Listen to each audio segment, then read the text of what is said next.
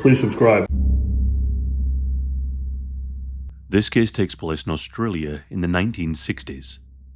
A young family walking through Darlinghurst in Sydney one night in March of 1962 made a chilling discovery. Down a dark lane lay a man twisted and bloodied on the ground. He was barely alive. The victim was a 42-year-old male. He had suffered multiple violent stab wounds, and his pants had been pulled down. His private area had been mutilated. As the witnesses ran off to call the police, the attacker returned. The assailant dragged the victim further into the shadows to complete the horrific mutilation. This was the third murder of its kind in inner Sydney within a single year. Each crime shared a similar brutality. A sense of fear began to spread through the city. Residents knew that a ruthless serial killer was stalking the streets. Amos Hugh Hurst was a 63-year-old labourer who lived in Brisbane, Queensland. He was friendly but lonely. He often spent his evenings looking for companionship over drinks. On the 19th of March 1960, outside Brisbane's bustling Roma Street railway station, Amos struck up a conversation with a tall, softly spoken British migrant. The stranger introduced himself, and they shared a bottle of wine. Amos was already tipsy and was craving company. So, he invited the man back to his small apartment in the Milton area of the city. Once inside the apartment, the two men continued drinking late into the night. Amos soon became heavily intoxicated and lost all awareness of his surroundings. It was around this time that this British migrant spotted his lack of lucidity, and the atmosphere changed. Without warning, this mysterious visitor wrapped his hands tightly around Amos's throat. Amos was just too drunk to understand what was happening until he began gasping desperately. A few moments passed before the pressure was increased and blood began spraying from his mouth, staining the mysterious attacker's hands. As Amos struggled, the man delivered a brutal punch directly to his face. This ordeal ended Amos's life. After killing him, the attacker carefully positioned his lifeless body on the bed. He then removed Amos's shoes and his trousers. Finally, he pulled the bedsheet over Amos's head, carefully tucking it around the corpse. The killer lingered in the flat for several minutes before quietly slipping out into the night. Amos's body remained undiscovered until the 22nd of March 1960, 3 days later. At first glance, nothing about the scene suggested violence or murder. The room appeared to be peaceful. Amos lay neatly tucked into the bed as if he had simply fallen asleep. An autopsy attributed his death to heart failure caused by advanced coronary disease. Surprisingly, the coroner saw no visible signs of trauma or struggle. With no evidence of a crime, authorities ruled Amos's death as natural. The true brutality of that night remained hidden for years. The killer who walked away free from suspicion was free to strike again, and strike again he did. Alfred Greenfield was a 41-year-old who lived rough in Sydney. Acquaintances described Alfred as a harmless drifter who often spent his days quietly sitting on park benches. He frequently lingered around Sydney's Woolloomooloo Bay, mainly keeping himself to himself. On the evening of the 4th of June 1961, Alfred sat alone on a bench in Green Park, just opposite St Vincent's Hospital in Darlinghurst. A stranger approached him and offered him a drink. Alfred was both grateful for the company and the alcohol. They made friends, and he agreed to follow this mysterious man to a deserted area. The stranger enticed Alfred to the promise of more alcohol, leading him into an isolated public men's changing room. Once Alfred was alone and settled, this mysterious man suddenly attacked him with ruthless violence. The attacker drew a long-bladed knife and stabbed Alfred repeatedly without mercy. He inflicted more than 30 wounds, focusing intensely on Alfred's face. There were a few in the neck and the upper body which proved to be fatal. The knife was delivered with such force that it severed major arteries in Alfred's neck. Alfred collapsed to the floor, but the killer was not yet finished. In a final disturbing act, the attacker pulled down Alfred's trousers. With several swift cuts, he completely severed Alfred's genitals from his body. He carefully placed the mutilated organs into a plastic bag. Some say he threw the body parts away. Some say he kept it for a few days and then disposed of it. Under the cover of darkness, the attacker left the crime scene and calmly walked towards the harbour. Soon after, a passerby made the grim discovery. Police arrived at the scene and found a spectacle of extreme brutality. Alfred's body lay sprawled across the blood-soaked floor, covered with dozens of stab wounds to his face and neck. And the horror was only amplified when they noticed that Alfred was missing his private parts. Investigators had no immediate suspects. The extreme violence of the attack seemed motiveless, suggesting a perpetrator who was just severely disturbed. No eyewitnesses came forward, and the knife was never found. Local newspapers seized on the horrific details of Alfred's death. Reporters quickly gave the unknown killer a nickname, the Sydney Mutilator, inspired by his grotesque signature move. With this, detectives intensified their night patrols around parks, public toilets, and railway stations. Police warned vagrants and lone men to remain cautious and always alert. The killer was still at large, and the city waited anxiously, fearing that he might strike again. Ernest Cobbin was a 37-year-old Sydney local who had fallen on hard times. Like the previous victim, Ernest often lingered around public parks. On the evening of the 20th of December 1961, Ernest was walking down the street when a softly spoken stranger approached him. This mysterious man offered Ernest a few bottles of beer and some companionship.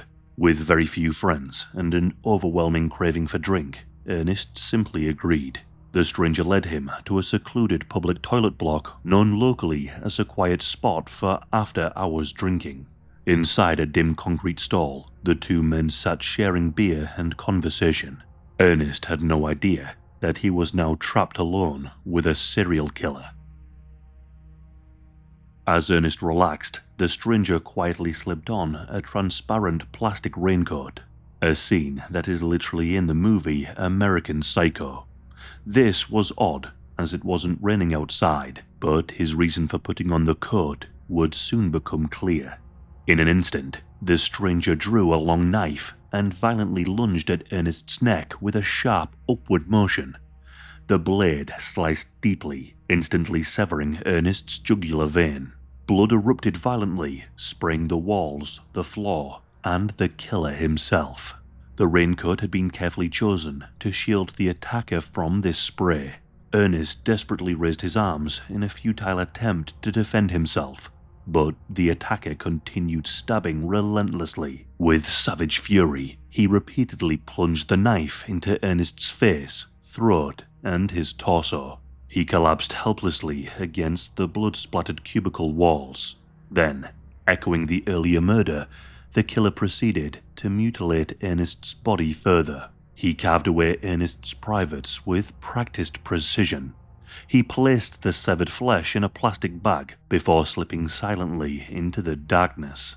Ernest's mutilated body was discovered in the early hours of the morning. The police soon arrived on the scene, and they quickly realized the brutal signature of the Sydney Mutilator. Ernest's pants were pulled down to his knees, and his groin was left as an open wound. Bloody fingerprints and smears around the sinks indicated that the killer had calmly washed his hands and face before leaving the crime scene. He had taken with him both the murder weapon and the victim's privates. With this second identical murder, Sydney's worst fears became a reality, as serial killer was now openly hunting men across the city. The media's nickname, the Mutilator, was plastered across newspaper headlines. The police began canvassing hospitals, hoping that the killer had injured himself in the frenzied attack. Despite these efforts, no clear suspect emerged. So, detectives speculated the killer's profile. Some theorized the precise removal of the victim's privates indicated medicinal or butchery experience, but with few concrete leads, undercover police officers began prowling Sydney's parks and secluded areas at night, hoping to intercept the killer before he struck again. Yet as weeks passed, the Sydney Mutilator remained elusive, and the city waited nervously for the next brutal attack. Frank McLean was a 42-year-old man with a heavy drinking habit. Despite his troubled lifestyle, Frank was known as a gentle man who spent many evenings quietly drinking in Sydney's pubs. On the night of the 31st of March 1962, Frank was last seen drinking at the Oxford Hotel in Darlinghurst. After the pub closed, he wandered drunkenly, unaware that the Mutilator was watching him from the shadows. The Mutilator had spotted Frank and followed, waiting patiently for the right moment to strike. The Mutilator approached Frank and casually suggested that they share more drinks in a quiet lane nearby. Frank was a friendly guy and he was incredibly intoxicated, so he just agreed. Together, they turned down a quiet street behind a row of houses. But the Mutilator wasn't messing around with chit-chat this time. Suddenly, the attacker lunged at Frank, plunging his knife deep into Frank's throat. Frank cried out in shock and tried his best to fight back, but his slowed reactions and the element of surprise left him helpless. The killer stabbed Frank again, this time in his face. Then he delivered a brutal punch that sent Frank crashing to the ground. As Frank lay bleeding, the Mutilator prepared to perform his now familiar act of mutilation. But at that very moment, voices echoed down the dark lane. A man and woman had unknowingly interrupted the horrific scene. Startled, the killer immediately retreated into the shadows, holding his breath as the family approached. The young couple noticed Frank's body lying in the darkness and assumed that he had been struck by a car. They were horrified, so they moved closer and heard Frank's faint, labored breath. It was clear to them that Frank needed medical attention, so they hurried away to get some help, leaving Frank momentarily alone. Unfortunately for Frank, the killer seized this opportunity. Like something out of a horror movie, as they went to get help, the killer emerged from his hiding spot and dragged Frank deeper into the shadows. There, with cold determination, he continued his attack. He stabbed Frank repeatedly until he stopped moving. In total, Frank suffered 6 brutal stab wounds to his face, neck, and chest. With practiced efficiency, the attacker pulled down Frank's trousers and crudely hacked off his private parts, placing them again carefully into a plastic bag. He vanished into the night minutes before the police arrived. Responding officers from Darlinghurst Police Station arrived at the nightmarish scene. Frank's mutilated corpse had been dragged deeper into the dimly lit lane. His body was covered in stab wounds, and when officers peeked at Frank's midsection, they confirmed their worst fears. The Sydney Mutilator had struck again. Remarkably, Frank was still barely clinging to life. He was rushed to hospital, but sadly his wounds were too great, and he died shortly after arrival. With Frank's murder, panic took hold of Sydney. 3 men had been horrifically slaughtered in public spaces within the span of just 10 months. All 3 were attacked after dark, all of them viciously mutilated. Undercover police and stage decoys weren't aiding their efforts, and nothing seemed to produce a lead. The spree continued for now, but it was only a matter of time. Patrick Joseph Hackett was a 37-year-old drifter with a troubled past. He had recently been released from prison after serving a sentence for theft. Patrick had no fixed home and survived by drifting through Sydney's streets. On Saturday, the 6th of June 1962, Patrick was drinking alone at a bar when he encountered a clean-cut man who introduced himself as Alan Brennan. This Alan Brennan appeared to be friendly and claimed to be the owner of a deli and convenience store in a suburb of West Sydney. Patrick was eager for free drinks, and he rapidly accepted Alan's invitation to continue drinking at Alan's place. Together, they travelled to the small convenience shop that Alan had recently bought. Upstairs above the shop, they sat drinking until the early hours of the morning, surrounded by partially unpacked boxes. Eventually, Patrick became heavily intoxicated. He lay on the floor and fell into a deep sleep. Seeing his chance, Alan fetched a razor-sharp knife, and without hesitation, he plunged the blade into Patrick's neck, slicing deeply into his throat. Patrick jolted awake in agony, clutching desperately at his bleeding wound. He fought fiercely, managing briefly to push the blade back, damaging the attacker's hand in the struggle. Enraged and bleeding, Alan exploded into a frenzy. He stabbed Patrick multiple times, so viciously that he cut into his bone. Ultimately, Alan delivered a lethal blow directly into Patrick's heart. Yet, even after Patrick was dead, Alan continued plunging the knife into his lifeless body. Blood saturated the walls and the floor, pooling thickly and seeping between the floorboards. Still unsatisfied, he turned his attention to mutilating the body in his familiar gruesome way. But the knife was now too blunt and damaged from stabbing the victim over and over again. Frustrated, he hacked inefficiently at Patrick's privates, managing to only partially mutilate them. The killer was so exhausted from the attack that he fell asleep next to Patrick's butchered remains. Then, hours later, this Alan awoke. He realized the full extent of what he had done, and he panicked. He knew he needed to hide the crime quickly. After stripping off his blood-soaked clothing, he carefully washed himself. He then rushed to the hospital to get his hand checked. Once his hand was sorted, he returned to the crime scene determined to conceal the evidence. Alan spent hours scrubbing away the blood, removing soaked sections of the flooring and discarding them. He gathered Patrick's bloody clothing and disposed of them alongside the ruined floorboards. Finally, as darkness fell, he dragged Patrick's naked corpse down into the shop. He then pried open a wooden hatch that led to a shallow crawl space beneath the building. Using all of his strength, Alan shoved the body into the cramped space, wedging it far beneath the shop's floor, along with his clothing and the knife. But Alan's anxiety began to rise. After all, Patrick had acquaintances who might search for him. A taxi driver had seen them traveling together from where they were initially drinking to his shop, and perhaps they could remember his face. Fearful of discovery, Alan decided that he must flee. Within days, he hastily packed a suitcase and left Sydney by train, heading north to Brisbane. Once there, he hid under a new identity, changing his appearance by dyeing his hair black and growing a mustache. He obsessively watched the news, waiting anxiously for a body to be discovered under a floorboard. Yet, throughout June and July of 1962, no reports appeared. To his belief, it seemed that Patrick's corpse remained undiscovered. Back in Sydney, the store had remained closed, but neighbours eventually noticed a foul smell emanating from the abandoned building. Health inspectors visited in June, but they initially failed to find the source. It wasn't until November of 1962, more than 5 months after Patrick's death, that the police finally discovered the horrific truth. Lifting floorboards inside the shop, authorities uncovered a badly decomposed human corpse hidden beneath.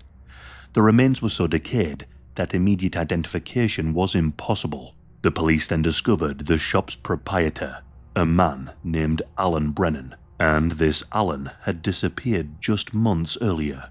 Because Alan had disappeared, and because someone was found dead in the shop, they just assumed that this was Alan. Investigators concluded that Alan had just died accidentally in his shop and remained undiscovered for months. A quiet funeral was arranged, and an obituary appeared in a local newspaper. Even former colleagues who knew Alan attended the service. Of course, in reality, the serial killer's fifth and final victim, Patrick Hackett, had been tragically misidentified as Alan himself. By early 1963, the trail of the Sydney Mutilator seemed cold. Sydney police had 3 unsolved mutilation murders on their books: Alan Greenfield, Ernest Cobbin, and Frank McLean. The brutal killings had suddenly stopped after March of 1962. Investigators worried that their suspect might have died or gone to prison for another crime. The Sydney Mutilator investigation stood still for months. That was until an unexpected breakthrough occurred. On the 22nd of April 1963, a man named John McCarthy was walking down a popular street in Sydney's city centre.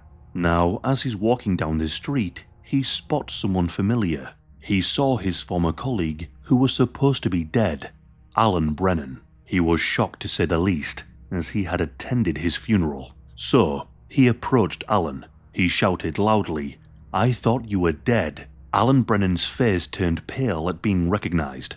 In a panicked state, Alan just muttered, "Leave me alone," and hurried away into the crowded streets.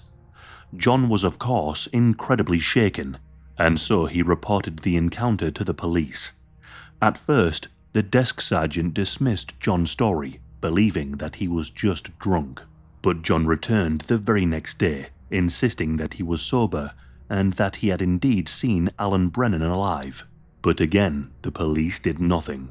Frustrated, John decided to take his strange story to the press. John spoke with a reporter at the Daily Mirror, a Sydney newspaper known for sensational crime stories. When John described seeing a supposedly dead man alive in Sydney, the reporter became intrigued. This reporter believed that there was more to the story. The Daily Mirror published an article in April of 1963 with the dramatic headline, "The Case of the Walking Corpse." The report questioned the true identity of the body buried as Alan Brennan. The sensational article forced the police into action.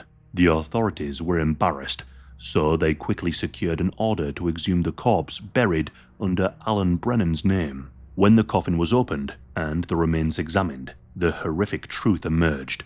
Fingerprint analysis proved that the decomposed corpse was not Alan Brennan. Instead, it was Patrick Hackett, an ex-convict who vanished just months earlier. Forensic examiners began to look closer at his bones, searching for any stab blows. And it didn't take too long for them to discover something horrific, evidence of the mutilation of his privates. The police finally realized that Alan never died. Instead, Alan Brennan himself was the killer that they had been seeking. He was the Sydney Mutilator.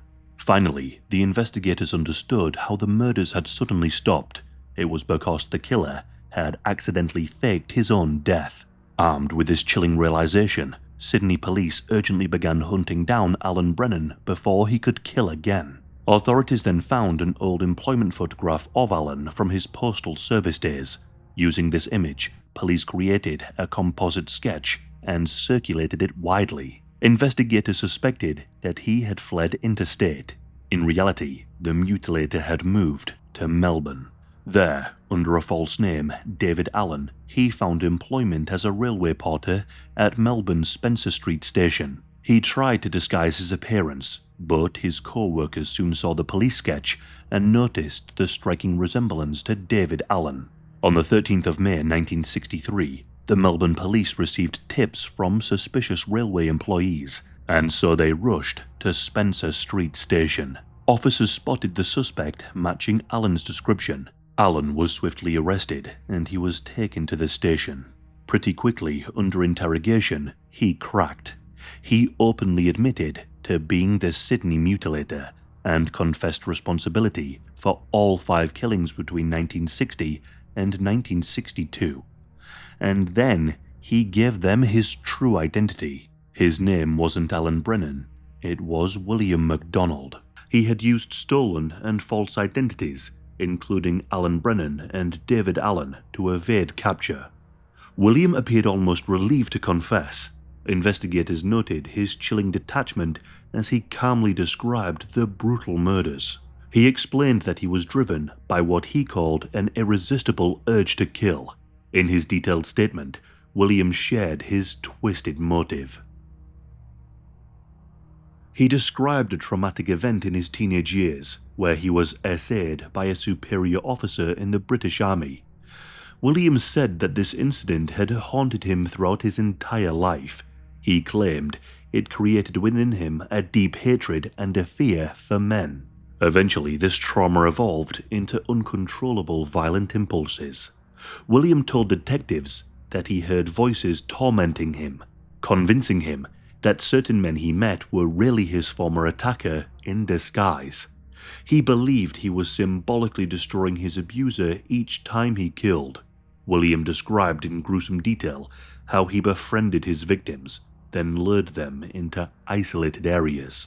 He told the police that once they were alone, he would attack them viciously with knives and fists. He spoke matter-of-factly about the horrific mutilations he performed on their bodies. He even admitted to keeping some of their severed privates as souvenirs in plastic bags, taking them home with him after the murders. His confession shocked even seasoned detectives. There was no doubt about his guilt. So he was charged with 4 counts of murder for Alfred Greenfield, Ernst Cobbin, Frank McLean, and Patrick Hackett.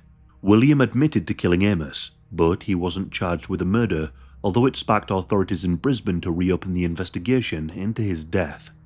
On the 15th of August 1963, William MacDonald was formally committed to stand trial. Australia now prepared for one of the most disturbing criminal trials in its entire history.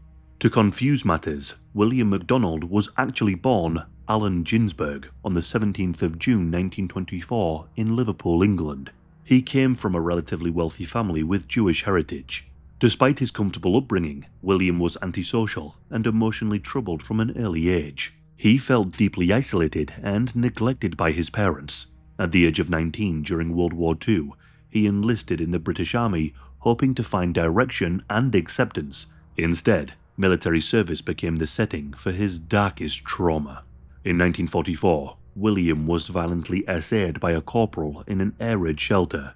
This brutal attack shattered him psychologically.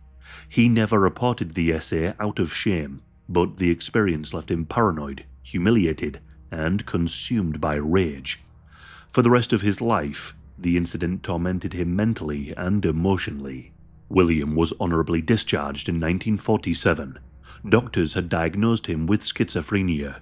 He spent months confined in a mental institution, subjected repeatedly to electroshock therapy. Once he was released, he struggled to return to civilian life. He returned to Liverpool, but he exhibited some increasingly erratic and unstable behavior.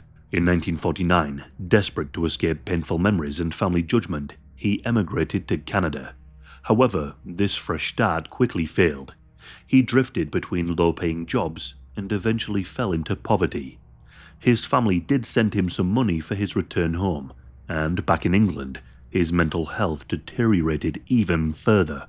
He voluntarily checked into a mental hospital in Scotland, but his mother removed him prematurely, likely due to embarrassment over the stigma of mental illness. So, determined to cut all ties to his past, he changed his name to William MacDonald.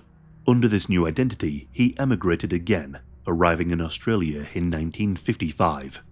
In Australia, William's troubles, of course, followed him. Shortly after arriving in Adelaide, he was arrested for indecently assaulting an undercover police officer in a public toilet. He was convicted and placed on a 2-year good behaviour bond requiring psychiatric treatment. But rather than comply, he fled the city, immediately breaking the terms of his bond. For the next few years, William wandered restlessly around Australia. He stayed briefly in Ballarat and travelled as far as Perth, even moving to New Zealand briefly in 1959. In 1961, William returned to Australia and settled in Sydney, attracted by the anonymity of a large city. Calling himself Alan Brennan, he secured a job at a post office, but his co-workers found him to be peculiar and rather withdrawn. A compulsory medical examination during this period described him as having a schizoid personality, along with being profoundly antisocial. Outside of work, William gravitated towards Sydney's darkest corners. He rented cheap rooms in King's Cross and frequented public parks, cheap pubs, and secluded public toilets. These locations were popular meeting spots for gay men forced into the shadows by anti-homosexuality laws. William himself was a gay man, a fact that caused him great shame and rejection from his family back in England. It's also said that William was obsessed with the infamous killer Jack the Ripper and harbored dark fascinations with mutilation and death. It's in this area of Sydney that William's suppressed urge to kill violently exploded. The trial of William MacDonald fully began in September of 1963 in Sydney, and as you can imagine, it immediately captured the public's attention. It was Australia's first major prosecution of a modern serial killer. William faced 4 counts of murder, covering victims Greenfield, Cobbin, McLean and Hackett, while authorities in Brisbane separately investigated the death of Amos. From the outset, William's defense argued that he was not guilty due to his insanity. His guilt regarding the murders was incredibly clear. His detailed confession and the evidence left no doubt that he had committed these acts.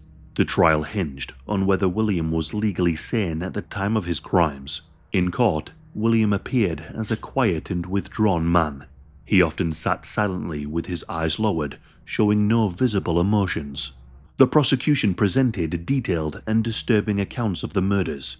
They described dozens of stab wounds, private mutilations, and the grisly state in which the bodies were discovered. Crime scene photographs were shown to the court, and they were so graphic that spectators reacted with audible gasps. In a surprising move, William testified in his own defense. In a calm, detached manner, he recounted each killing in chilling detail. His descriptions were so explicit that jurors and courtroom observers became visibly distressed. In fact, one jury even fainted and had to be helped from the room. Defense psychiatrists supported his testimony. They showed that he really was severely mentally ill and, to some degree, unable to control his impulses and actions.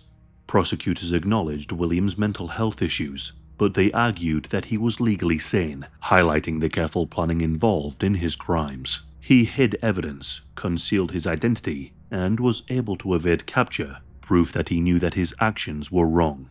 After weeks of disturbing testimony, the jury deliberated carefully on William's mental state. Ultimately, they rejected his insanity defense, finding him legally responsible and guilty on all counts of murder. Experts were surprised, given the strong psychiatric evidence of William's illness, but the jury concluded that he understood and controlled his actions. Before sentencing, the judge described William's crimes as among the most brutal and barbaric that he had ever encountered. He emphasized William's lack of remorse, noting the killer had shown no sorrow for his victims. William himself even admitted that he would continue killing if he was ever set free. The judge sentenced William to consecutive life sentences, strongly recommending that he never be released. William stood silently without any visible reaction as the sentence was read out. He was led away to prison, effectively ensuring that he would spend the remainder of his life incarcerated. Outside court, crowds applauded the verdict, relieved that the Sydney Mutilator had finally been permanently removed from society. William was initially confined to Long Bay Gaol in Sydney, but his imprisonment quickly took an unusual turn. Shortly after his sentencing, prison authorities certified William as criminally insane. He was transferred to a mental hospital and then a secure psychiatric facility for dangerous offenders in New South Wales. William remained at this psychiatric facility for years, receiving ongoing psychiatric treatment. Eventually, his condition stabilized enough that he was returned to the general prison population at Long Bay Correctional Centre. It's said that inside prison, William adapted well. Fellow prisoners knew him simply as Bill, and he quietly adjusted to his life behind bars. In fact, William eventually became the longest continuously serving inmate in the New South Wales prison system. By the 1990s and 2000s, he was an elderly, withdrawn man, far removed from the violent killer from the 1960s. Throughout his entire imprisonment, William never expressed any genuine remorse. In interviews, he continued to discuss his crimes with a detached calm, openly admitting that his violent impulses never completely faded. He once stated very clearly that if he was ever released, he could have easily killed again. While he periodically became eligible for parole reviews, William consistently refused consideration for release. In a rare public comment in 2003, he explained, "I have no desire to go out and live on the outside. I wouldn't last 5 minutes." In Brisbane, authorities did revisit the case of Amos Hurst in light of William's confession. However, due to advanced decomposition and lost evidence, Amos's death could not be officially ruled a murder. Though William openly admitted responsibility, his case officially closed with an open verdict. William served more than 50 consecutive years behind bars.